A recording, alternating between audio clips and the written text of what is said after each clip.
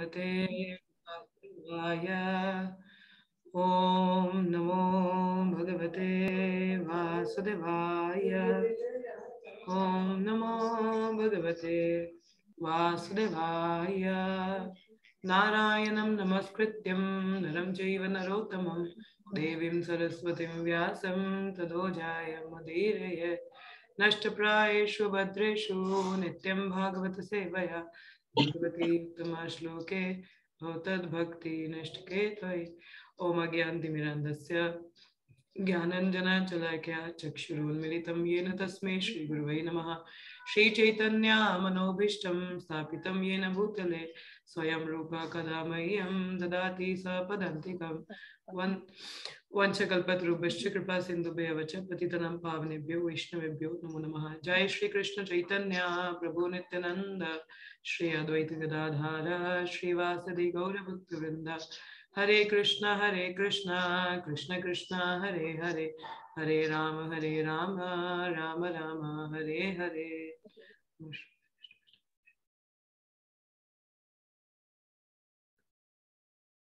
मुखां करोति वाचलं पंगुलं गिरते गिरिं यत्कृपातमहं वन्दे श्रीगुरुदिनतारिणं परमानंद माधवम्। हरे Krishna everyone. Hare Krishna.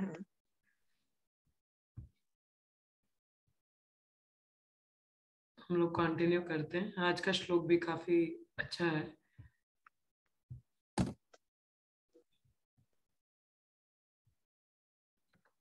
We are studying, हम लोग पढ़ रहे हैं भागवतम का दूसरा स्कंद अध्याय 3 प्योर डिवोशनल सर्विस और the change of the heart. श्लोक संख्या 20। बिले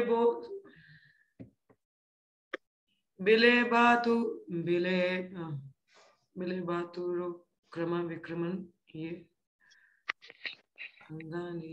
कुलेन्द्रिय वृत्तिमंती बिले भोक्ता क्रमा विक्रमाना ये नाशन बिले भोता क्रम विक्रमाना ये नाशिन्वता कार्णपुते नराशा जीवाशति दार्दुरिकैव सूता नाचोपगायाति उरुगाय गाथा बिले बतोरु क्रम विक्रमानये नाशिन्वता कारणपुते नराश्या जीवाशति दार्दुरिकैव सूता नाचोपगायाति उरुगाय गाथा बिले बतारु क्रम विक्रमानये नाशिन्वता कारणपुत नराश्या जीवासति दार्दुरिकैव सूता नाचोपगायाति उरुगाय गाथा। श्लोका पढ़िए कोई। हरे कृष्ण। बिलेबतोरुक्रम विक्रमानाये न शृण्वता कर्णपुटे नरस्य जिहाय सती दार्दुरिकेव सूता न चोपगायात गुरुगाय गाथा। नेक्स्ट। बिलेबतोरुक्रम विक्रमान्ये न शृण्वतः कर्णपुटे नरसयः जिहासति दार्दुरिकेव सूता न चोपगायत्युरुगाय गाथा। नेक्स्ट। बिलेबतोरुक्रम विक्रमान्ये नाशन्वता कर्णपुटे नरस्य जीवासति दार्दुरिकेव सूत नाचोपगायातयुगा तयुर्गाय गाथा। धन्यवाद। नेक्स्ट। बिलेबतोरुक्रम विक्रमानाये नशन्वता कर्णपुटे नरस्य जीवासति दार्दुरिकेव सूत न चोपगायत युरुगाय गाथा। नेक्स्ट। कौन रह गया? प्रिय पढ़ो श्लोका। हरे कृष्ण।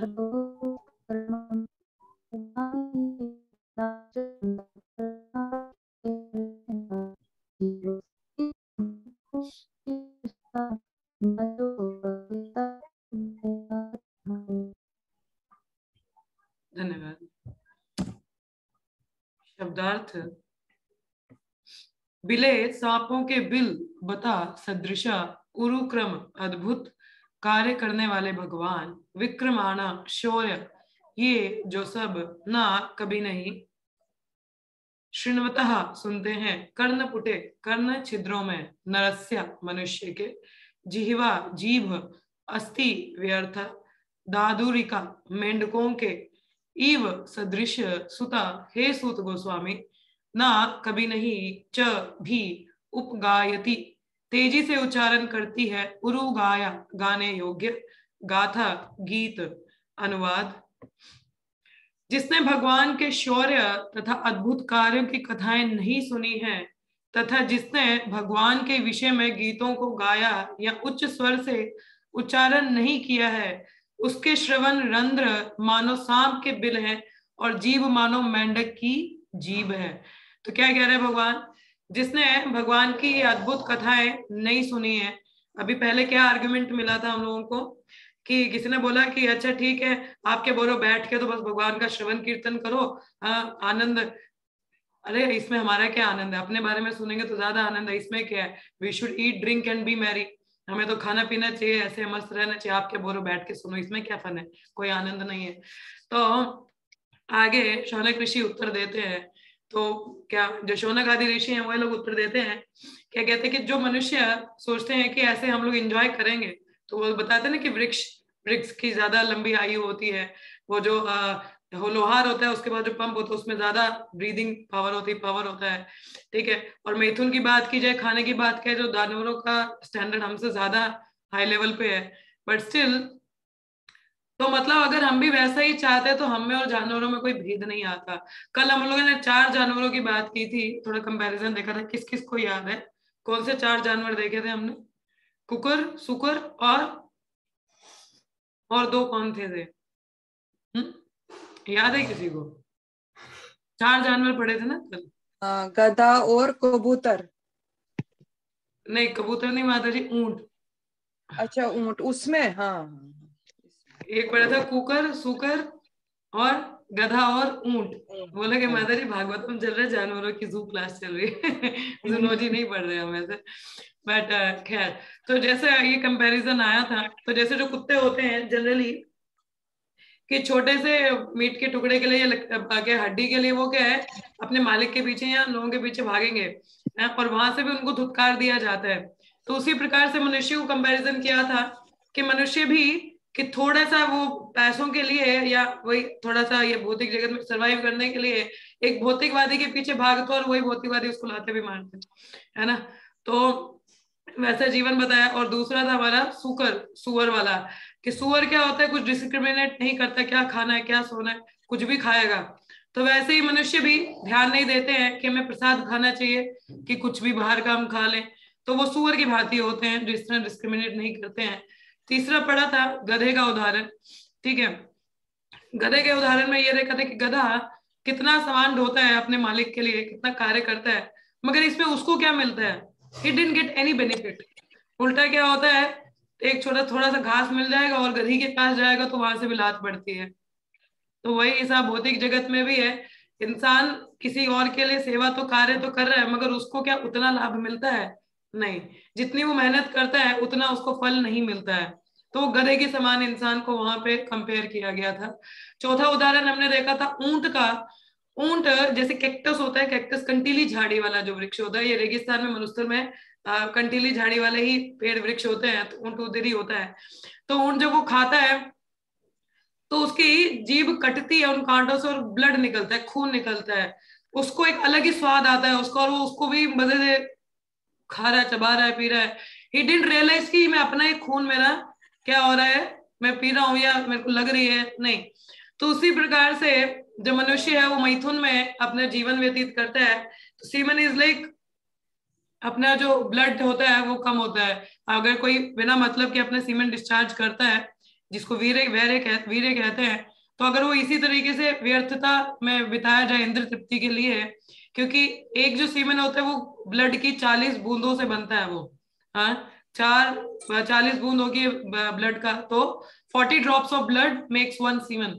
तो अगर वो उसको जितना डिस्चार्ज करता है उससे उतना, अगर जो मेल होता है जितना डिस्चार्ज करता है उतना आयु उसका कम होता है, मगर उसको भी रसा मिल रहा है ना उसमें, ही इज ऑल्सो एंजॉइंग, तो जिसकी वजह से उसकी आयु कम होती है, समझ नहीं आता उसको क्या कर रहा है क्या नहीं कर रहा है। तो इस तरह से इंद्रिय तृप्ति में वो क्या है, जीवन व्यर्थ करता है। और प्रभुपाद ने ये भी बताया था कि जानवर लोग जानवरों की प्रशंसा करेंगे ना, अब हम लोग भी लीडर कैसे चुनते हैं, जैसे हमारे जैसे ही चाहिए हमें भी इंद्रिय भोग वाले, तो हम लोग भी उन्हीं की प्रशंसा में लग जाते हैं। ठीक है, तो लोगों को ऐसे ही शौनक आदि ऋषि कंपेयर करते हैं जानवरों के साथ में, तो फिर आप में और मनुष्य में, मनुष्य और जानवर कोई अंतर नहीं है। तो जो मनुष्य इस तरीके से जीवन व्यतीत करते हैं, इन 4 जानवरों के उदाहरण जरूर याद रखिएगा, दिस इज वेरी इंपॉर्टेंट, कभी कंपेयर करें तो इस तरह का जीवन नहीं जीना है हमको। ठीक है, तो ऐसा वो उसमें बता रहे होते हैं। अभी आगे पहले तो बता दिया, अभी जानवरों के साथ कंपैरिजन हो गया। तो जो मनुष्य भक्ति के पथ पे नहीं है, आत्म साक्षात्कार में नहीं है, वो इन 4 जानवरों की तरह ही होता है। तो फिर क्या कहते हैं उसको, द्विपदा पशु। ठीक है, धर्म ही नहीं ना पशु भी समान, तो धर्म तो नहीं है ना, क्योंकि जानवरों के लिए भी कोई रिलीजियस प्रिंसिपल्स नहीं होते फॉलो करने को, धर्म के कुछ प्रिंसिपल्स नहीं है, तो वो पशु है।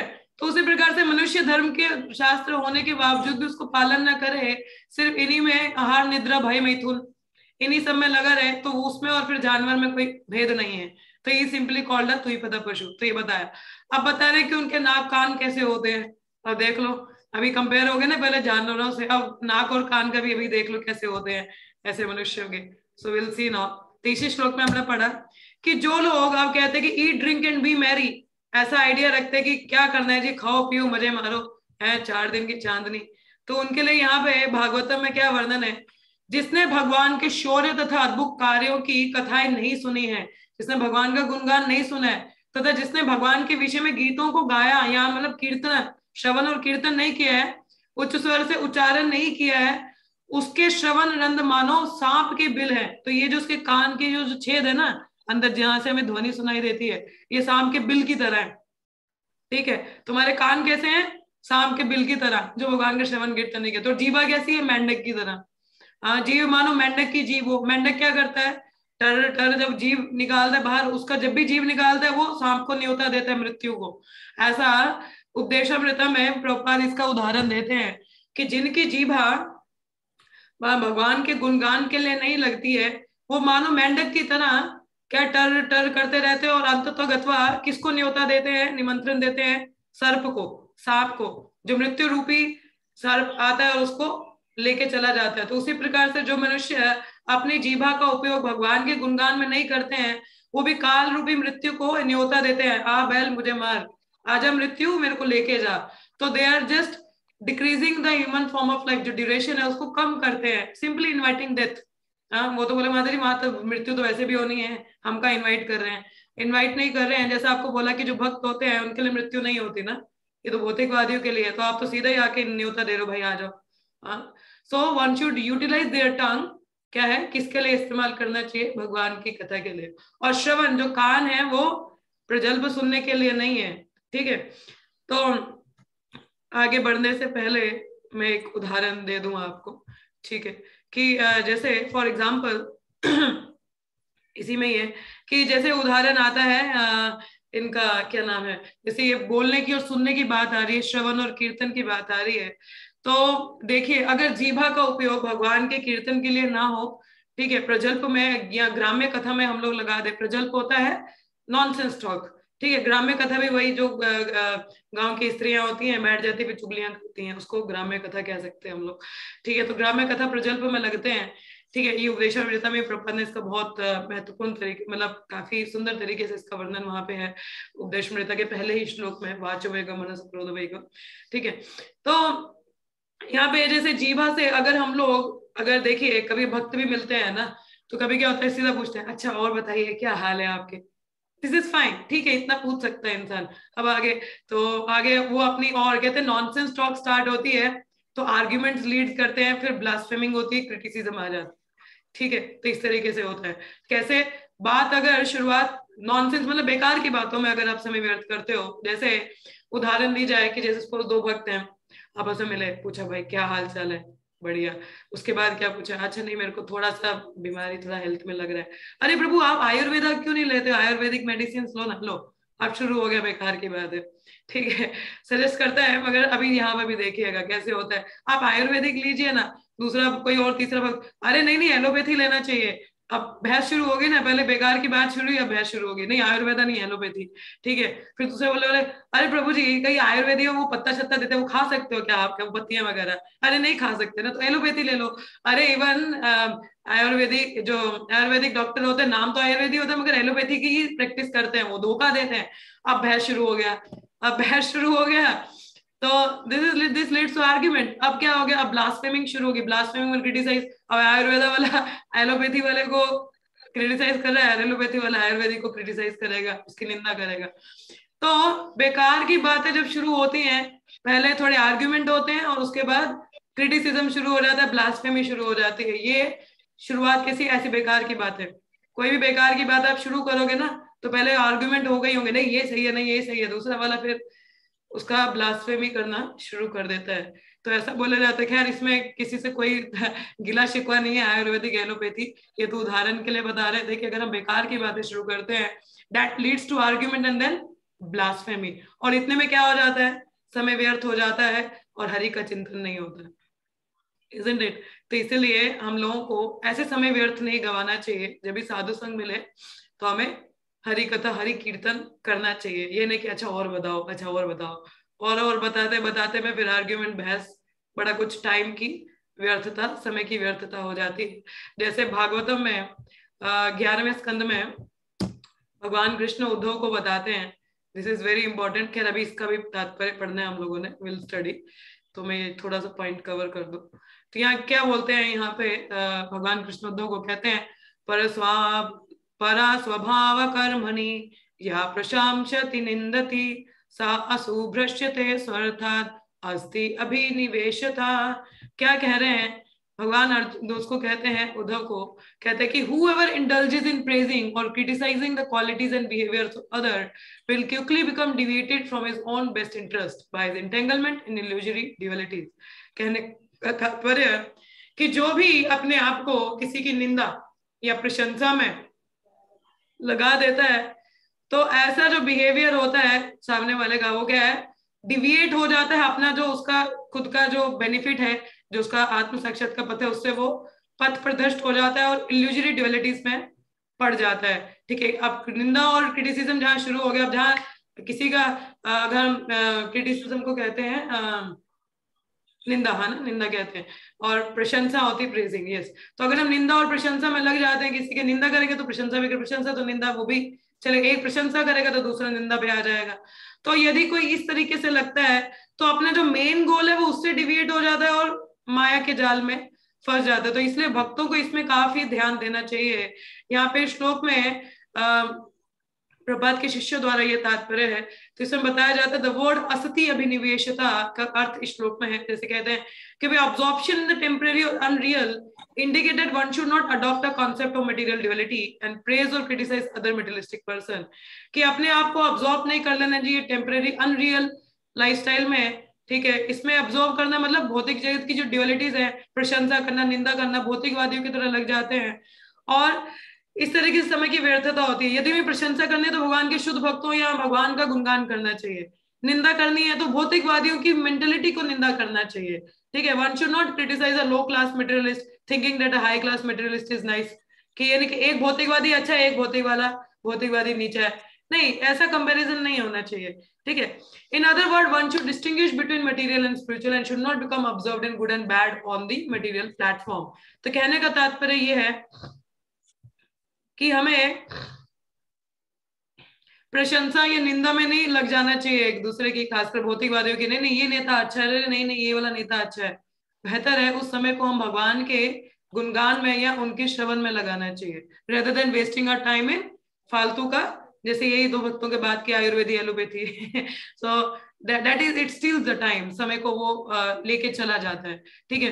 तो अभी इसके तात्पर्य में प्रभात, ये जो वर्ष है इसको जरूर पढ़िएगा, जो अभी मैंने कोट किया 11:28 इसका पूरा अगर आप पढ़ेंगे तो बहुत अच्छा वहां पे बताया है।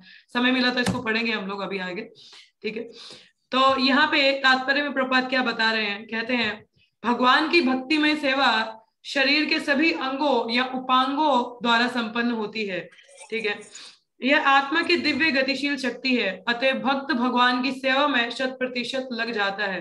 भक्ति कोई तभी कर सकता है जब उसके शरीर की इंद्रियां भगवान के संबंध की दृष्टि से शुद्ध हो और वे अपनी समस्त इंद्रियों से भगवान की सेवा कर सकता हो। ठीक है, तो भक्ति कैसे होती है? When we are engaging our senses in Krishna service. अगर इंद्रियों को आप इंद्रिय की विषय भोग की वस्तुओं पे लगा दोगे ना, तो इंद्रिय भगवान की भक्ति में नहीं लगती हैं।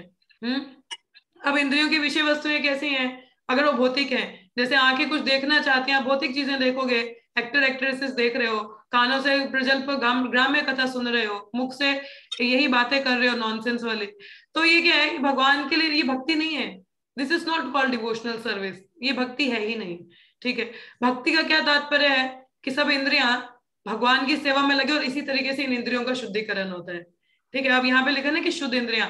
अब इसका प्रोसेस देखिए, भक्ति इतनी सुंदर है। ये नहीं कि हमें पहले से शुद्ध होके तो फिर भक्ति करेंगे, हम नहीं। भक्त साध्य और साधन एक ही है। ठीक है, शुद्ध होना है तो भक्ति में लोगे कि वहीं से शुद्धिकरण भी हो जाएगा। तो this is the advantage of भक्ति, डिवोशनल सर्विस। तो क्या लिखा है? फलतः जब तक इंद्रियां केवल इंद्र तृप्ति में लगी रहती हैं, तब तक इंद्रियों तथा उनके कार्यों को अशुद्ध या भौतिकवादी ही मानना चाहिए। तो जब तक आपकी इंद्रियां केवल भौतिक कार्यों में लगी हैं, भगवान की प्रशंसा नहीं है, कोई फायदा नहीं। आपका जो भी टैलेंट भी है ना, गाने का है, लिखने का है, पेंटिंग का है, उसको भगवान के लिए अर्पण करिए, अपनी इंद्र तृप्ति के लिए नहीं करिए। उसको कोई लाभ नहीं है, वो भौतिकवादी कार्य ही कहलाएगा। ठीक है, शुद्ध इंद्रियां इंद्र तृप्ति में नहीं अपितु पूर्णतः भगवान की सेवा में लगी रहती हैं। तो आप समझ सकते हैं, अगर आपको मन करता है कोई भौतिक गाने सुनने का, तो इसका मतलब आप विषय वासना में अभी भी भौतिकवादी हो। आपका मन करता है कुछ नॉनसेंस गाने का, बोलने का, किसी और की प्रशंसा करने का, तो ये इंद्र तृप्ति की बात है। जीवा का मन कर रहा है कुछ भी खा ले, तो वो सुअरों की तरह है ना, पढ़ा था ना हमने, तो वैसे ही है।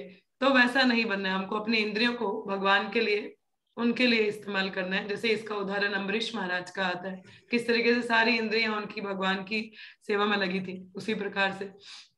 तो भगवान अपनी समस्त इंद्रियों समेत परमेश्वर हैं, और सेवक जो भगवान का अंश है वह भी उन्हीं इंद्रियों से युक्त होता है।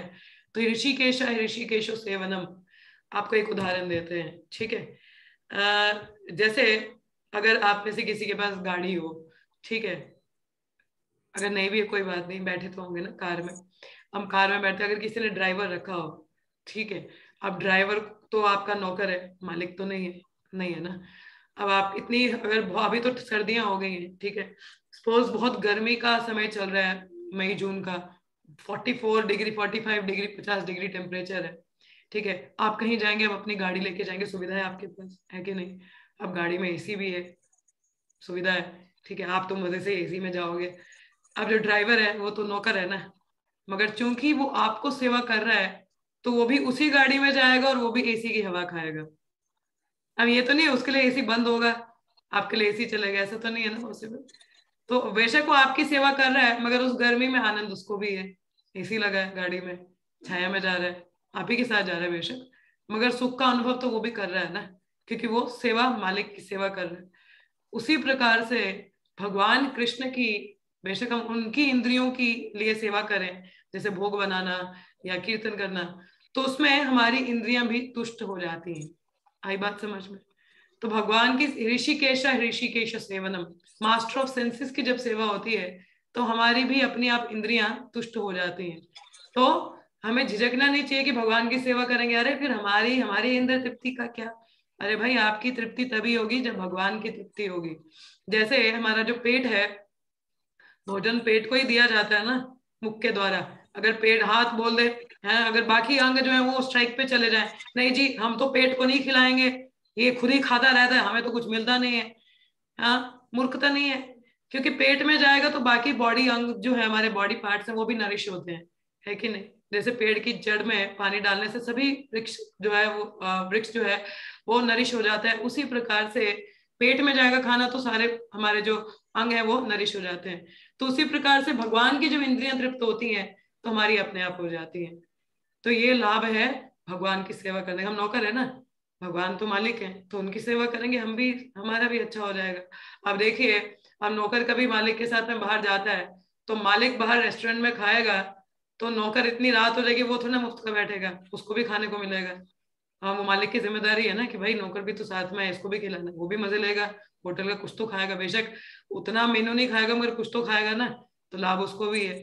तो उसी पर यही लाभ है सेवा करने का। ठीक है, भगवान की सेवा में लगेंगे तो हमारी इंद्रियां भी अपने आप तृप्त हो जाती हैं। ठीक है, तो भगवान की सेवा इंद्रियों का नितांत शुद्ध उपयोग है। तो अगर हमें अपनी इंद्रियों का सही उपयोग करना है तो भगवान की सेवा में ही, जैसे कि भगवत गीता में भी कहा गया है, भगवान ने पूर्ण इंद्रियों से उपदेश दिया है और अर्जुन ने पूर्ण इंद्रियों से उसे ग्रहण किया है। हाँ, इस प्रकार यह गुरु तथा शिष्य के मध्य गए तथा तार्किक ज्ञान का पूर्ण विनिमय हुआ। भगवान ने बोला और अर्जुन ने ध्यान से उसको श्रवण किया। प्रॉपर पारस्परिक गुरु शिष्य संबंध एक देखने को मिला। हाँ, प्रॉपर इंद्रियों से सुना और उसको अपनाया भी। उसी प्रकार आध्यात्मिक ज्ञान कोई विद्युत आवेश नहीं है जो गुरु से शिष्य में प्रवेश करता है, जैसे कि कुछ प्रचार करने वाले मूर्खतावश दावा करते हैं। कई लोग कहते हैं, जैसे कई लोग कहते हैं कि गुरु से ज्ञान लेना होता है ना, तो गुरु बस एक जादू की छड़ी घुमाएगा या अपनी मैजिक पावर से ज्ञान डाल देगा, चलो जी ज्ञान चला गया। नहीं नहीं, कई लोग ऐसा उदाहरण आता है, जैसे रामचंद्र मिशन का, I think the Swami Vivekananda example is there, कि उसमें मुझे उदाहरण याद नहीं आ रहा, तो बोलते हैं कि किसी को याद है स्वामी विवेकानंद के गुरु कौन थे? Anybody knows the name? Who is the spiritual master of Swami Vivekananda? Ramakrishna Paramahamsa. हाँ, रामकृष्ण परमहंस, वेरी गुड। तो रामकृष्ण परमहंस जब उन्होंने दीक्षा दिया स्वामी विवेकानंद को, तो एक इलेक्ट्रिक शॉक सा उनको करंट गया, तो वो खुद रोने लग गए, कहते कि मेरी तो अब सारी शक्तियां तुम में चलेगी। ऐसा नहीं होता है। This is totally false concept, ऐसा नहीं होता है। गुरु से ज्ञान आता है शिष्य में, मगर इसका मतलब ये नहीं कि गुरु का ज्ञान चला गया, नो, इट रिमेन्स। तो ये गलत प्रचार है। ठीक है, अब हम लोग तो गुरु परंपरा में ज्ञान ले रहे हैं। हमारी परंपरा आपने देखी होगी, छठ गोस्वामीज हैं, फिर हमारे आचार्यगण हैं, श्रील प्रभुपाद है, फिर हमारे गुरु महाराज आते हैं। तो क्या उन सबका ज्ञान छिन्न हो गया? हमको इतने शिष्य हैं उनके, हमें ज्ञान देके? नहीं, ये गलत कॉन्सेप्ट है। और ज्ञान ऐसा भी नहीं कि कोई इलेक्ट्रिक शॉक लगाया जाए आपको और ज्ञान आ गया, नो। और ज्ञान ऐसे भी नहीं जादू की छड़ी लगाई या गले लगाई आपको, चलो जी आपको पूरा ज्ञान चला गया, नो। हाँ, ज्ञान कैसे आता है? क्या कहते हैं उसको? We have to be very submissive. हाँ, कि तद्विधि प्रणिपाते न परिप्रश्नेन सेवया, कि हम सेवा करते हैं सबमिसिव मूड में। जब गुरु का सेवा करते हैं, प्रश्न पूछते हैं, हमको ज्ञान मिलता है, मगर उसके लिए हमें शिक्षा ग्रहण करने के लिए वैसा हम्बल मूड में अप्रोच करना चाहिए, प्रश्न पूछना चाहिए, हमें ज्ञान मिलता है। ये जो शास्त्र है, हमें गुरुओं के प्रवचन को अच्छे से सुनना चाहिए ध्यान पूर्वक। जब उसको ध्यान पूर्वक सुनते हैं, उसको अपने क्या चित्ते कोरी आगे, गुरु मुख पद्मा वाक्या चित्ते कोरिया क्या अरना करिया मन आशा। तो गुरु आरती गाते हैं ना इवनिंग सुबह, तो उसमें आता है ना चित्ते कोरी आए क्या। तो जो गुरु के वाक्य हैं उनको चित्त में, मतलब एक करके क्या, taking to the heart and soul. जब इंस्ट्रक्शंस को हम अपने हृदय में धारण करते हैं, पालन करते हैं, तो that is how we get the knowledge. ऐसे हमको ज्ञान मिलता है। हाँ, दिव्य ज्ञान हृदय में प्रकाश होता है, दिव्य ज्ञान हृदय प्रकाशित तो हृदय में प्रकाशित होता है, मगर उसके लिए हम हम्बल तो हो। And we should approach guru in humble mood and enquire किसको? रोटी कपड़ा मकान नहीं, आध्यात्मिक स्तर में कैसे वृद्धि करना है। हमारे भक्ति के 64 अंगों में एक अंग है, पहला गुरुपाद आश्रय, दूसरा कृष्ण आदि शिक्षा आदि, सॉरी दूसरा आता है दीक्षा लेना, ठीक है, इंस्ट्रक्शंस को फॉलो करना। तीसरा आता है गुरु की आज्ञा को पालन करना विथ फेथ एंड डिवोशन, ठीक है। फोर्थ आता है हमारा कि follow the footsteps of previous Acharya under the guidance of गुरु, कि हमारे जो आचार्य गण है उनके पच्चीनों पे चलना, गुरु की आज्ञा के अधीन। और पांचवा आता है how to advance in Krishna consciousness, enquire from guru, कि कैसे एडवांस करना है भक्ति में, उसके बारे में पूछना। तो इस प्रकार से ज्ञान अर्जित किया जाता है। ये नहीं कि हाथ लगाया तो ऐसे ज्ञान आ गया, नो। उसके लिए शिष्य का भी वैसे ही भाव होना चाहिए जैसे अर्जुन का था, वेरी सबमिसिव, चैलेंजिंग वे में गुरु से प्रश्न नहीं पूछे, अच्छा आप बताइए क्या होता है, नहीं, हम्बली, अरे मैं मूर्ख व्यक्ति हूँ, कुछ पता नहीं, आप बताइए क्या करना है। तब गुरु आदेश देते हैं और हमें उसको पालन करना है, ठीक है। दीक्षा लोग समझ लेते हैं कि चलो जी सबके गुरु मेरे भी हो जाएंगे, बढ़िया बढ़िया बढ़िया।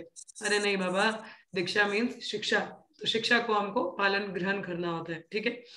तो आगे जैसे यहाँ लिखा, प्रत्येक वस्तु ज्ञान तथा तर्क से पूर्ण है और गुरु तथा शिष्य के मध्य विचारों का आदान प्रदान तभी संभव है जब उसे विनीत भाव तथा सच्चाई से ग्रहण किया जाए। देखिए, गुरु और शिष्य का संबंध ही किससे होता है? शिक्षा से। ठीक है, गुरु शिक्षा दे रहा है और शिष्य उसको पालन करे इंस्ट्रक्शंस को, तो वो गुरु शिष्य संबंध बनता है। अगर कोई पालन ही नहीं कर रहा है तो वो गुरु शिष्य संबंध रहता ही नहीं है। एक लेटर था, मैंने आई थिंक शेयर किया था, पता नहीं आप लोगों को बताया कि नहीं बताया, खैर बाद में बताएंगे। तो ऐसा चैतन्य चरितामृता के अगर आप आदि लीला का पहला स्कंद पहला अध्याय पढ़ेंगे, वो आध्यात्मिक गुरु के बारे में ही है कि कैसा होता है। ठीक है, तो जैसे कि यहाँ पे चैतन्य चरितामृत में कहा गया है कि मनुष्य को चाहिए कि बुद्धि तथा पूर्ण चेतना से युक्त होकर भगवान चैतन्य की शिक्षाएं ग्रहण करे, जिससे वह महान ध्येय को तर्क द्वारा समझ सके। तो शिक्षाओं को ग्रहण करना चाहिए हमको। ठीक है, उनको ग्रहण करेंगे तभी हम समझ पाएंगे कि लॉजिक से कि क्या ये कॉन्सेप्ट है।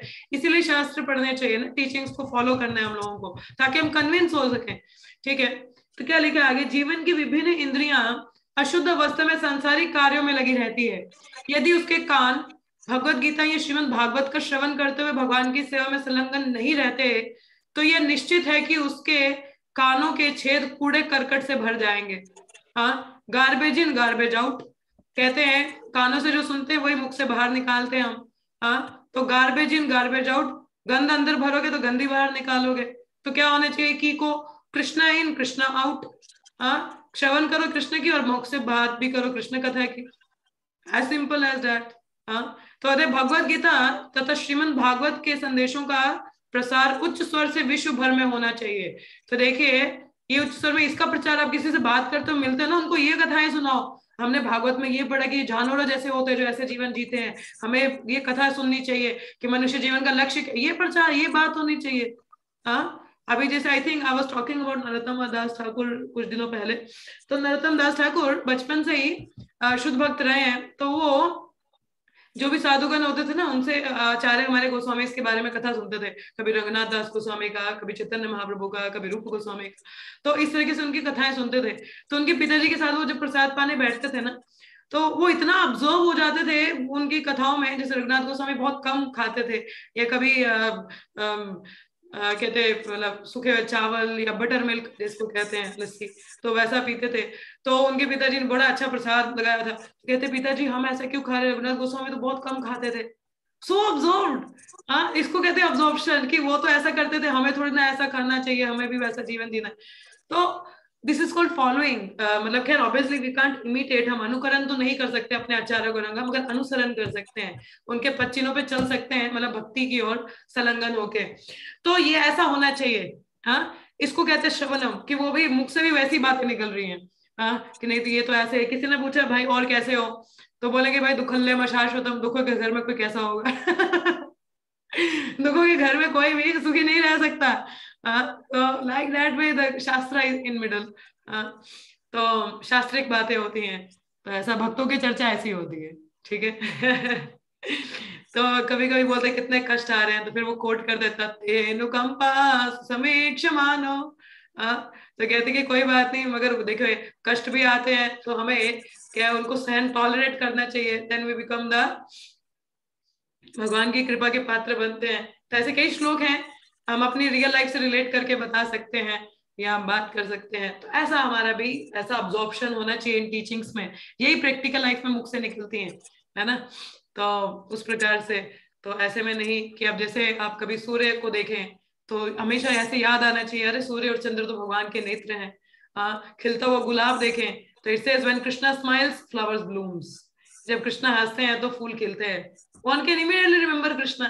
बारिश के बाद जो बादलों का होता है, क्या आज तक यू रिमेम्बर द श्लोक ऑफ मुकुंद मल स्तोत्र, फर्स्ट श्लोक याद है तुमको? जयति जयति श्याम मंगलम, डू यू रिमेम्बर द श्लोक? हाँ, आज तक याद है तुमको? सुनाओ फिर। जयति जयति देवो देवकी नंदनासो, जयति जयति कृष्ण वृष्णिवंश प्रदीप, जयति जयति मेघ श्यामल कोमलांग, जयतु जयति जयति जयति पृथ्वी भारनाश मुकुंद। यस, कितना अच्छा श्लोक है ये। इसमें क्या वर्णन है, क्या बोलते हैं इसमें जयति जयति देवो देवकी नंदनोऽयं जयति जयति कृष्णो वृष्णिवंश प्रदीपा जयति जयति मेघा श्यामलो कोमलंगा जयति जयत पृथ्वी भरनाश मुकुंदा। क्या बोला? जयति जयति मेघा श्यामला कोमलंगा। कि भगवान के जो अंग हैं वो इतने सॉफ्ट हैं, और किसके कैसा रंग है उनका? The body resemble the blackish colour of a new cloud. तो जैसे बारिश का वो बादल देखते हैं इमीडिएटली रिमेम्बरेंस आना चाहिए कृष्ण का। तो भक्तों का चिंतन ऐसा, वो बाहर भी कुछ देखते हैं ना, इमीडिएटली दे कोट द शास्त्र। वहां से वो कुछ श्लोक बताएंगे, ये तो वैसे ही दिख रहे हैं। इसको कहते हैं चेतना, इसको कहते हैं ऑब्जॉर्प्शन। ये हम लोगों का भी होना चाहिए। हमारा ऑब्जॉर्प्शन क्या है? सो मेनी अदर थिंग्स, है ना, बहुत सारी चीजें होती, वो नहीं चाहिए। ठीक है, तो जैसे यहाँ पे बोला है, तो बहुत से लोग दूसरों से कुछ बोलना चाहते हैं। अब देखिए यहाँ क्या लिखा है, उस शुद्ध भक्त का कर्तव्य है जिसने सही स्तोत्र से उनके विषय में श्रवण किया है। बहुत से लोग दूसरों से कुछ बोलना चाहते हैं, लेकिन चूंकि उन्हें वैदिक ज्ञान के विषय में बोलना की शिक्षा नहीं दी गई रहती, इतने वे व्यर्थ की बातें करते हैं और लोग उन्हें बिना समझे सुनते रहते हैं। किसी को पता नहीं कि बात क्या करनी है, तो व्यर्थ की बात है। एलोपैथी, हेरोपैथी, वो एक्टर, ये actor, Modi ji, so many talks are there, है ना। तो समय की व्यर्थता है। तो क्या बोला गया यहाँ पे? सांसारिक खबरों को फैलाने के एक नहीं सैकड़ों हजारों साधन है, और संसार भर के लोग उन्हें ग्रहण भी करते रहते हैं। अब आप मोबाइल खोल लीजिए, न्यूज़पेपर देख लीजिए, मैगजीन देख लीजिए, व्हाट्सएप देख लीजिए, यही खबरें फैली हुई है। फेसबुक देख लो, इंस्टाग्राम देख लो, ये चीजें चल रही हैं। तो इसी तरह संसार भर के लोगों को भगवान की दिव्य कथाएं सुनने के लिए शिक्षा दी जानी चाहिए। किसके लिए? अब जिस प्रकार से ऐसा फैलाया जाता है, उस प्रकार से हमें भी बाहर फैल के we have to become missionaries, we have to spread the teachings of Krishna consciousness. इसको हमको प्रचार प्रसार करना है। फैल जाओ सारी दुनिया में, गली गली में फैल जाओ, इतना प्रचार प्रसार करो लोगों को, इसके सिवा कुछ बात करने कोई ना हो। कोई मिल जाए तो बस। हमारे जो गिरिराज महाराज हैं, प्रभुपाद के शिष्य, तो उनके माता पिता, उनके पिताजी बहुत हाई कोर्ट, मतलब बहुत बड़े जज है। तो हमारे गिरिराज महाराज मुंबई में है, जुहू टेम्पल उन्हीं के अंदर आता। तो गिरिराज जो बॉम्बे टेम्पल बना था, उनका बहुत बड़ा रोल था उसमें। तो गिरिराज महाराज उस समय नवयुवक ब्रह्मचारी थे, अभी यंग एज में थे काफी। तो उनके माता पिता देर, वो अकेले अकेले बेटे थे। इनके माता पिता इतने अमीर थे, बहुत पैसा था उनके पास। उनको लगा हमारा बेटा पागल हो गया, ये भक्ति व्यक्ति की बात करता है अभी इतनी यंग उम्र में। तो उन्होंने एक साइकाइट्री को बुलाया, बोला कि आप इसको थोड़ा देखो, इसका दिमाग का ब्रेन वॉश कर दिया है क्या है। तो साइकाइट्री के साथ में तो गिरिराज महाराज बैठे थे, वो जो भी प्रश्न पूछे वो उनका उत्तर भगवत गीता से दे रहे थे। तो साइकाइट्री 1 घंटे के बाद आया, कहता कि अगर मैं इसके साथ थोड़ी देर और बैठा तो मुझे लगता है मैं भी इसकी तरह बन जाऊंगा। तो ये एक भक्त का गुण है कि भौतिक बातों को इन्फ्लुएंस नहीं होता। Don't subscribe to the values of material world. Subscribing to the values of material world मतलब कि भौतिक बातों का इन्फ्लुएंस मत होने दो, अपना इतना रखो सामने वाला भक्त बन जाए। ऐसी बातें, हमें इतना चातुर होना चाहिए, इतनी बातें भगवान की निकलनी चाहिए, सामने वाले बोले हाँ यार लगता है यही करना चाहिए जीवन में, इतनी कन्विक्शन हमारी होनी चाहिए। तो हमारी कन्विक्शन देख के सामने वाला अपने आप कन्विंस हो जाता है। इससे प्योरिटी इज द फोर्स। आप बस सरलता से मैसेज को रिप्रेजेंट करो, भगवान उसको, मतलब जो लोग हैं वो जरूर उसको अपनाते हैं। मगर उसके लिए हमारी कन्विक्शन होना भी बहुत जरूरी है। The more you are convinced the more you can convince. हम जितना कन्विंस्ड खुद है, हम दूसरों को भी उतना कन्विंस कर सकते हैं। ठीक है, तो क्या लिखा है? इस संसार भर के लोगों को भगवान की दिव्य कथाएं सुनने के लिए शिक्षा दी जानी चाहिए। लोग इतनी रात को डीजे लगाते हैं, क्या हम लोग कीर्तन नहीं लगा सकते? लोग इतने सारे टैटूज बॉडी में बनाते हैं और फ्लॉन्ट करते हैं, तो क्या हम एक तिलक नहीं लगा सकते? हमें शर्म आती है। Why we are so ashamed? लोगों को अपने टैटू दिखाने में शर्म नहीं आती और हमको तिलक दिखाने में शर्म आती है। और इससे तो लोगों का शुद्धिकरण, जो भी हमारे माथे पे तिलक देखता है उसका शुद्धिकरण होता है। कोई हमारे मुख से हरि कृष्ण का महामंत्र भी सुनेगा तो उसका शुद्धिकरण है। इधर लोग इतने जोर जोर से फालतू के गाने गाते हैं, तो हम एक महामंत्र नहीं गा सकते। सो अशेम्ड, क्योंकि हमें कन्विंस नहीं है ना, फिर लोगों को कहाँ से बोलेंगे, है कि नहीं? तो इसलिए हमें कन्विंस होना चाहिए। ठीक है, तो यहाँ पे क्या बोला है? तो हमें भगवान के भक्तों को चाहिए कि उच्च स्वर से बोले जिससे लोग सुन सके। तो बाहर संकीर्तन निकालना चाहिए, मृदंग करता है लेके बाहर निकल जाओ, कीर्तन करो। People should hear the Hari नाम कीर्तना। इधर कीर्तन होता है, लोग बोलते हैं नीचे करो आवाज। भाई तुम जो फालतू के गाने लगाते हो रात को, उनका क्या? हाँ, हम सुबह सुबह भगवान का कीर्तन नहीं कर सकते, ये आसुरिक लोग है ना फिर। रात को हमारी नींद खराब करते, सुबह हम उनकी खराब करेंगे हरि नाम से। खैर, इट्स नॉट अ रिवेंज। कहने का तात्पर्य ये है कि हमें भी शर्म नहीं करनी चाहिए, वी शुड सिंग। ठीक है, तो मेंढक उच्च स्वर से टकराते हैं, जिनके कारण सांपों का आमंत्रण देते हैं, जो उन्हें खा जाते हैं। मनुष्य को विशेष रूप से वैदिक मंत्रों के उच्चारण के लिए जीभ प्रदान की गई है। तो जीभा किसके लिए? वैदिक उच्चारण के लिए, मंत्र के लिए। मेंढकों के समान टरारे के लिए नहीं दी है कि अच्छा तू बता तेरा क्या मेरा क्या। No, this is not for प्रजल्पा। ठीक है, इस श्लोक में प्रयुक्त अस्थि शब्द भी महत्वपूर्ण है। अस्थि अर्थ है ऐसी स्त्री जो वैश्या बन गई है। तो जीवा क्या है? Which doesn't talk about Krishna is like a unchaste lady. Unchaste lady मतलब जो एक वैश्य स्त्री है, वो चेस्ट नहीं है ना, मतलब सती सावित्री नहीं है। ठीक है, वो लॉयल नहीं है एक व्यक्ति के प्रति। उसी प्रकार से जो जीवा भगवान का गुणगान नहीं करती है, वो भी लॉयल नहीं है, वो भी उस वैश्य स्त्री की तरह है। ठीक है, वैश्य कुछ प्रतिष्ठा नहीं होती, वैश्य की कोई प्रतिष्ठा नहीं है ना, जो किसी स्त्री की स्त्रीयोचित गुणों के कारण होती है, उसमें ऐसा कोई गुण नहीं होता स्त्रियों का। इसी प्रकार जीव जो मनुष्य को वैदिक मंत्रों के उच्चारण के लिए दी गई है, वैश्य मानी जाएगी यदि उसे किसी सांसारिक प्रलाप के लिए प्रयुक्त किया जाए। अगर हम उसको संसार के बातों में लगा देना, तो वो भी उस तरह उस वैश्य स्त्री की तरह है, जिसका कोई भी वो सती सावित्रीपन कुछ नहीं होता, पवित्रता नहीं होती। तो उस प्रकार से जीवा, तो देख लो कान और जीभ किसकी तरह होते हैं जो भगवान का श्रवण कीर्तन में नहीं होते? मेंढक और एक मेंढक और कान क्या है? सर्प के बिल की तरह। ऐसे तो नहीं ना, अभी पहले जानवर बता दिए कौन कौन से, अब उनके बता दिए नाक कान भी कैसे होते हैं, कान और मुंह भी कैसा होता है, जीव। ठीक है, अब आगे भी देख लेते हैं थोड़ा सा। खैर, समय देखेंगे कितना है। Let me see how much time we have. ये लंबा तात्पर्य है तो इसमें नहीं मिलेगा, तो जो श्लोक में आपको दिखा रही थी वहां से मैं थोड़ा सा पढ़ देती हूँ आपको। ठीक है, तो यहाँ ये जो मैं शुरुआत में बता रही थी कि इंग्लिश में, इसको हिंदी में ट्रांसलेट कर देती हूँ आपको। इसमें क्या बताया गया है कि one should not criticise a low class materialist, कि क्या है? For example, an honest citizen distinguishes between the life of civil freedom, that of imprisonment, where a foolish prisoner distinguishes between comfortable and uncomfortable prison cells. देखिए, जो तो जैसे हमारे जो बाहर स्वतंत्र नागरिक हैं, वो क्या है, अच्छे जीवन का अच्छा जीवन कैसे व्यतीत करना, इसके बारे में सोचेंगे। और जो एक जेल में रहने वाला है व्यक्ति, वो क्या देखेगा? कौन से जेल में अच्छा कौन सा जेल है, वो जेल की बात ही करेगा। नहीं उधर वाला जेल अच्छा था, पता है वहां पे खाने को भी ठीक मिल जाता था, यहाँ वाला जेल तो बड़ा गंदा है, वो जेल की बात ही करेगा। Just as for a free citizen, any situation in a prison is unacceptable. For a liberated Krishna conscious devotee, any material position is unappealing. कि जैसे एक स्वतंत्र व्यक्ति है, उसके लिए जेल की परिस्थिति कैसी भी हो, वो जायज नहीं है। उसी प्रकार से जो कृष्ण भावनी व्यक्ति है, वो भौतिक जगत में कितने ही ऊपर स्थिति में क्यों ना, वो उसके लिए अपीलिंग नहीं होता, उसको वो अट्रैक्ट नहीं करता। ठीक है, तो इसीलिए हम लोगों को क्या करना चाहिए? भक्ति सिद्धांत Saraswati Thakur indicate that rather than trying to separate conditioned souls by materialistic distinction, one should bring them together to chant the holy name of Lord. तो हमें हर नाम संकीर्तन में लगना चाहिए, इस यज्ञ में हिस्सा लेना चाहिए, ना कि अपना जो समय है वो व्यर्थ की बातों में व्यतीत कर देना चाहिए और गधे, कुत्ते, सुअर, कुकर, गधा और ऊंट की तरह बनना है। और ना तो कान और जीभ किसकी तरह होनी चाहिए, किसकी तरह नहीं होनी चाहिए? कैसी?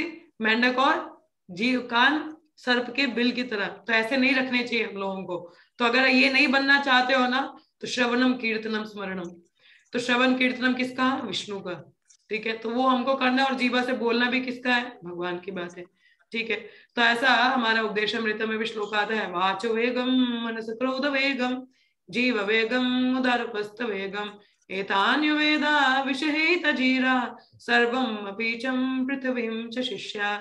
कि जो व्यक्ति अपनी वाच जीभा पे कंट्रोल, नियंत्रण रखता है, माइंड की डिमांड्स पे कंट्रोल रखता है, एक्शंस ऑफ एंगर, कि क्रोध के द्वारा जो हम एक्शंस करते हैं उस पे नियंत्रण रख सकता है, खाने पे नियंत्रण कर सकता है, उदारपस्त अपने जेनिटल्स, मैथुन के अंगों को भी कंट्रोल कर सकता है, वो व्यक्ति क्या? सोबर व्यक्ति। और वो व्यक्ति पृथ्वी में शिष्य बनाने योग्य है।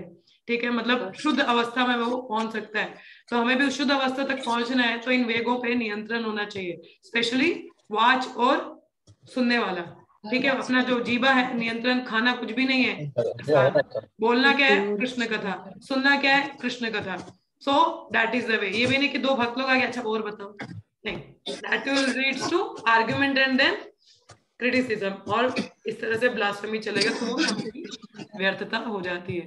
ठीक है, तो यहीं पे विराम लेंगे क्योंकि समय फिर नहीं तो ज्यादा हो जाएगा, अगला श्लोक का कल चर्चा करेंगे। ठीक है, तो होप आप लोगों को समझ में आया होगा। तो अभी शुरू करो, कौन बोलेगा? किसी का प्रश्न है? Yes, who would like to speak? और जो भी कथा श्रवण करते हैं इतना एब्जॉर्प्शन होना चाहिए कि उसको रिलेट भी कर सके भौतिक जगत में और चर्चा में वो बात भी कर सके। ये तो ना श्रवण कर लिया तो नहीं नहीं बस, नहीं ऐसा नहीं है। ठीक है, चलिए कौन शुरुआत करेगा पहले आज? हरि बोल। Any questions? समय है आज हमारे पास में, इसलिए मैंने समय पे ही थोड़ा खत्म कर दिया पहले। मैं ही नाम लूं फिर सबके, खुद से नहीं बोलेगा कोई भी। चलो मीनल माता ji, you start up because you came after 2 days। Yes माता जी। यस।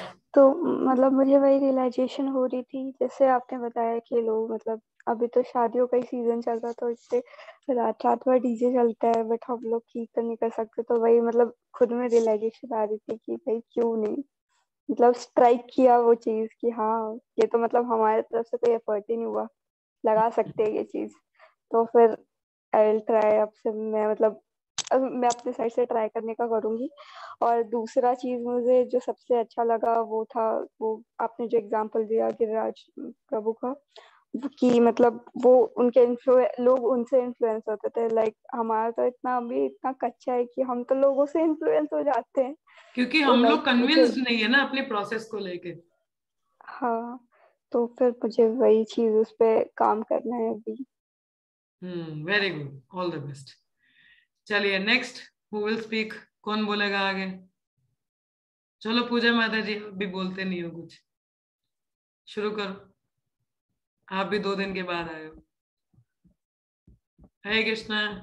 पूजा सो तो नहीं गई है? हरे कृष्ण माता जी। हरि बोल। हाँ जी, सुना आपने? जी माता जी। नींद में तो नहीं थे आप? नहीं माता जी। हाँ जी, बताइए फिर वही क्या ना माता जी, लगा आपको, मतलब या कोई प्रश्न है वो पूछिए। प्रश्न तो नहीं है माता जी, मतलब लाइक हम्म वही सुना कि so what is the point strike मतलब यू? क्या इम्प्लीमेंट कि करोगे जीवन में? वही कि मतलब अपनी इंद्रियों के पीछे नहीं भागना चाहिए। मतलब like for example you given कि लाइक मेढक की तरह हम लोगों को अपने मतलब इंद्रियों पे नहीं वो करना चाहिए, और सुनने के लिए भी। तो उससे अच्छा है कि हम मतलब, और एक पॉइंट जो स्ट्राइक किया था like you told about like जो जिसके मतलब इंद्रियां बस में नहीं होती, तो वो एक्ट लाइक एन प्रोस्टिट्यूट। तो हम लोग उनकी तरह नहीं बनना है, और हम लोगों को अपना मतलब जीवन कृष्णा के लिए लगाना चाहिए। तो ये चीज वेरी गुड, स्ट्राइक की थी। ओके। नेक्स्ट कौन है? सुदर्शना माता जी, आप शुरू करो। आप भी बड़ा कम बोलते हो, अपने जीवा को इसके लिए भी लगाना चाहिए। माता जी जब बहुत करती हैं। माता जी ट्रेवलिंग में तो नहीं हो? हाँ, हरी बोल। शायद में भी ट्रेवलिंग। यस डॉली माता जी, आप शुरू करो। अपने आप यही कि भक्तों का निकलना चाहिए, मैं नाम ले लेके थोड़ा बुलाऊंगी सभी को। You all should speak something. Yes Dolly माता माता जी, जी। यही कि हमें इतना सुनना है, अच्छी तरह से श्रवण इतना करना है कि हम दूसरों को इसके ओर लगाए कि प्रभुपाद जी ने क्या बताया है, कैसे भागवत का श्रवण करना है। मेंढक और ये सर्प के जैसे नहीं बनना है। और जो साइकिट्रिस्ट की आपने एग्जाम्पल दी वो भी मुझे बहुत अच्छी लगी। बस। धन्यवाद माता जी। नेक्स्ट प्रिंसी माता, शोभा माता जी। हरे कृष्णा माता जी। हरे कृष्ण माता जी। माता जी मुझे ये बहुत अच्छा लगा आपने कहा जो कि हमारी सेंस ऑर्गन्स जो है उनको हम अगर कृष्ण भावना भावित ही रखेंगे तो हमारे लिए सबसे अच्छा है। अगर लेकिन इंद्रियां भटकती हैं कभी किसी विषय पे कभी किसी विषय पे, तो मैंने कहीं पहले भी पढ़ा था कि हमें जो भौतिक चीजें हैं उन पर ज्यादा ध्यान नहीं देना चाहिए। टीवी जैसे और न्यूज़पेपर है, ये हमें पढ़ने से हम ज्यादा भौतिक चीजों की ओर अट्रैक्ट हो जाते हैं। हमें कभी पॉलिटिक्स में जाते हैं, कभी कहीं जाते हैं।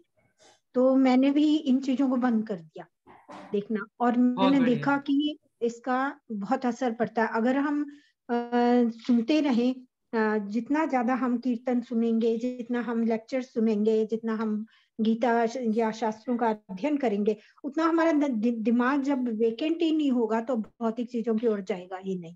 तो मुझे ये बहुत अच्छा लगा आपका कि जो एग्जाम्पल आपने दिया कि कान जो है हमारे वो सांप के बिल की तरह है, अगर हम किसी और की और चीजों को सुनते हैं या करते हैं। और जीवा अगर भगवान का नाम नहीं लेती तो वो भी सही है कि वो मेंढक की जीव की तरह ही है। तो हमें इंद्रिय तृप्ति के लिए नहीं बल्कि भगवान की तृप्ति के लिए काम करना चाहिए। पहले मुझे कुकिंग का बहुत शौक था, तो मैं YouTube पर ज्यादातर अपने लिए कि कौन सी अच्छी चीज बनाऊं, कौन सी करूं। अब मेरा ध्यान जाता है कि मैं भगवान जी के लिए कौन सी अच्छी चीज बनाऊं। बहुत बढ़िया। तो ये चेंज आते हैं मुझमें, तो ये मुझे बड़ा अच्छा लगता है। चलिए फिर आपके घर आएंगे हम प्रसाद पाने के लिए। हाँ जी, जरूर आइए। धन्यवाद माता जी। धन्यवाद माता जी। नेक्स्ट कौन रह गया? प्रिंसी माता जी, गो अहेड। हरे कृष्णा, प्रणाम सबको, प्रणाम जी माता जी। अभी माता जी ने जो बोला है यही मतलब मेरे अंदर हृदय मन में भी चल रहा है। तो जैसे पहले पहले आपने जैसे बोला कि जिस तरह से हम मान ले जाए, जिस तरह से हम अपनी मतलब जीवा भी चाहे कोई भी इंद्रिय है, तो वो पूरा दिन ही फिर उस टाइप जाता है। किसी की बातें हम सुबह जब गलत करते हैं तो पूरा दिन उसमें ही रहता है, फिर क्या हुआ था, फिर कैसे हुआ था, फिर क्यों था। और अगर हम जैसे सुबह भागवतम सुनते हैं या कोई भी चीज या किसी भी भगवान के रिलेटेड जब सुनते हैं तो पूरा दिन रहता है उसी का ही कि हाँ, तो उसको आगे सुनेंगे हम, आगे मतलब देखेंगे कि उसको क्या हुआ, क्या बना। तो वैसे ही हम जैसे टीवी पहले पहले देखते थे या माता जी ने जो भी बोला, तो मुझे भी रहती थी उनको सीरियलों की क्यूरियोसिटी कि हाँ पता नहीं क्या होगा। अब उसको अपना तो खुद भी पहले ही बता देती थी कि नहीं नहीं उसको फिर ऐसे हो जाएगा, उसको फिर हाँ हाँ ऐसे जरूर हो जाएगा। तो लेकिन अब हो गए 6 साल हमें कि मतलब अब 4 साल कंप्लीट हो जाएंगे हमें कि हमें टीवी रिचार्ज नहीं किया। तो ये चीज तो मतलब बहुत ही ज्यादा होता है जब भगवान जी की तरह मतलब अपने उसको इंद्रियों को ले जाते हैं, तो उसी की चीज ही तरह ही फिर हो जाता है। नहीं ये करना है, ये करना है, जितना टाइम बच जाए मंदिर सेवा करो वो करो। तो ये माता जी ने भी अभी सबने भी बोला है कि जिस जिस तरह से हम अपनी इंद्रियों को मोड़ेंगे ना, वो उधर ही मुड़ जाएंगे। और जहां भी गलत जगह ले जाएंगे तो गलत की तरह ही जाएंगे, और अच्छी चीज की तरह ले जाएंगे तो अच्छा ही की तरह ही, अच्छा ही इसलिए सोचेंगे, इंद्रियों को अच्छा ही कहाँ लगाना बोलेंगे। है? इंद्रियों के भगवान जी मास्टर चरणों की की सेवा तरफ, में। भगवान ऋषिकेश ऋषिकेशो सेवनम। माता ठीक है, जी। बहुत बढ़िया।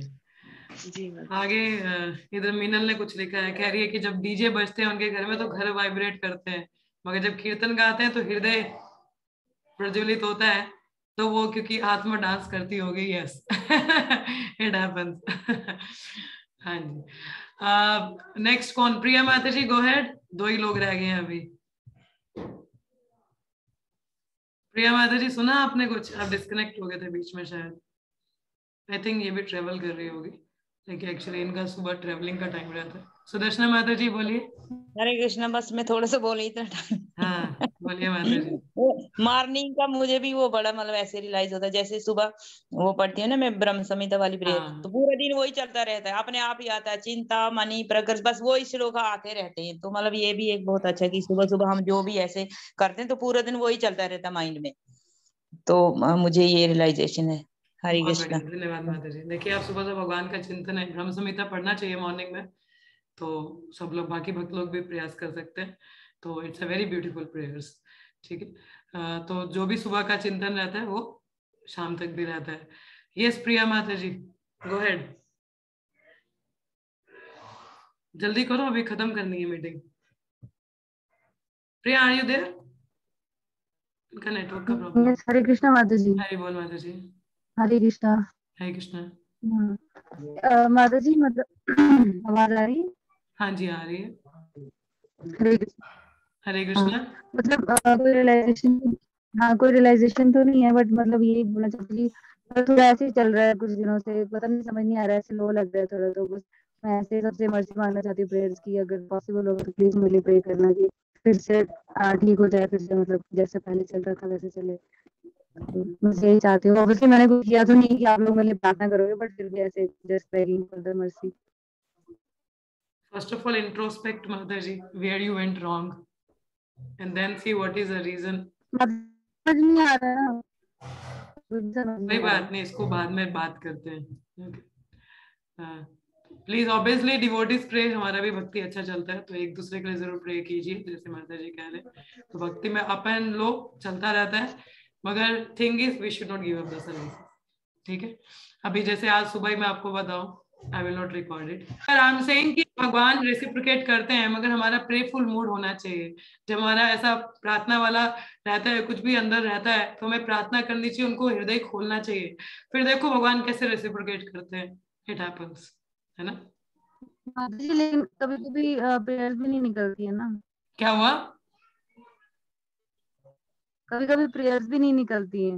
प्रेयर्स नहीं निकलते, उन प्रेयर्स ना निकलने तो पता है कि गौर गोविंद महाराज कहते हैं कि इस्कॉन जो है वो क्राइंग स्कूल है. क्राइंग मतलब रोना आना चाहिए, और अगर आपको रोना नहीं आ रहा है तो ना रोने के लिए रोइए, और उसके लिए भी नहीं आता तो ना रोने के लिए रोइए, और फिर प्रार्थना करिए, एंड देन कृष्ण रेसिप्रोकेट.